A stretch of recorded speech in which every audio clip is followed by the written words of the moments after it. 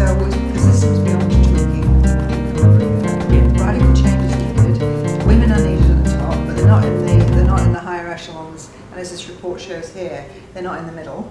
It's the same in the UK. Recently, there were some television programs really showing how women are missing from all layers of management. Shockingly, they're missing because it's difficult to manage childcare. And I have many conversations with women entrepreneurs about the guilt thrown at them from, even from other women, but the guilt they feel in being a woman in the workplace and trying to manage the dual role of working woman and the family. They don't want to say they have a family. Yeah. How ridiculous is that? Because that is life. We have to have families, and we can't have women making that choice, can we? No.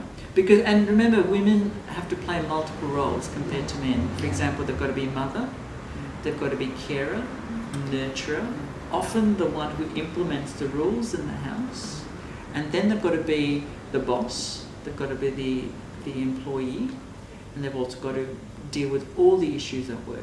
And the other generation. So many more women now looking after the parents. So right. There's a huge generation called the sandwich generation. They're looking after people at both ends. Both ends. Young and the old. Absolutely. So women are thinking, well, what do I need to do? I mean, I'm being a super mum as it is. I'm being a super carer as it is. I'm being the wife in every respect as it is. What more can I do? So they go part-time, and then we don't value part-time work. We think there's less commitment in part-time work, so you don't get as valued, and you're not seen as a viable candidate in promotion. I think what needs to be understood is that women's career path is different. They may flower and blossom later because of this time out to have a family.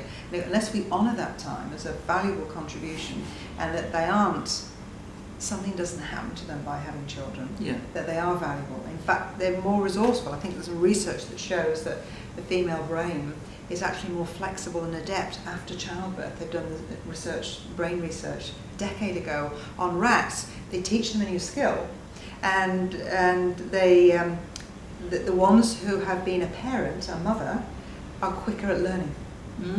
It's interesting, isn't it? How amazing. And I like the transformation as well. So maybe the male brain needs to go through some sort of transformation. You have a male brain. I need a transformation. A brain transplant. But I think you raise an important point, and that is when a woman comes back into the workforce after having kids or whatever the time lapse is, I think there's an important contribution that they make because they've taken time out.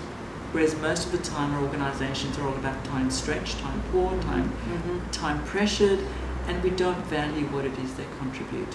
I think our conversation needs to allow difference, needs to allow diversity. And we need to say what is happening in our executive leadership roles at the very height of organisations. So what needs to change? I think our dialogue needs to change. Our conversations around the water cooler needs to change. Our conversations in meetings needs to change, because it's all about let's expand, let's change, let's challenge. I think part of the problem is we've always thought about the old frame of reference, what's worked in the past. And I think that's why we're in the mess we're in today. It's because we have not taken a radical step forward. I'd like to think it's not just radical change, but revolutionary change, as important as the French Revolution. Really? Absolutely. I think that's off with their heads. Off with their heads. I think some of us need to. But I also think unless we're willing to be open and a little bit more accepting, a little bit more respectful, I think we're not going to see the change that is. However, I do think one thing that's going to happen is people at the grassroots are going to force the change. I think so, because they'll leave. I think young people will think, I don't want to work here. Why would I? It's difficult in the economy, though. People get trapped into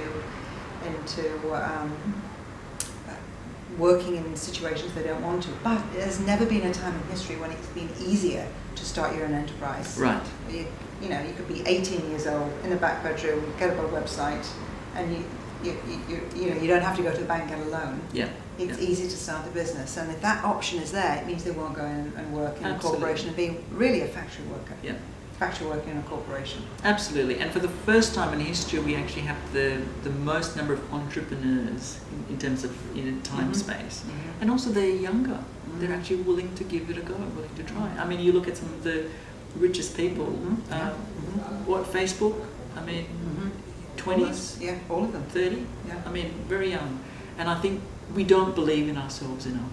And I think we need to start opening up that. I mean, it's not being arrogant, it's being confident.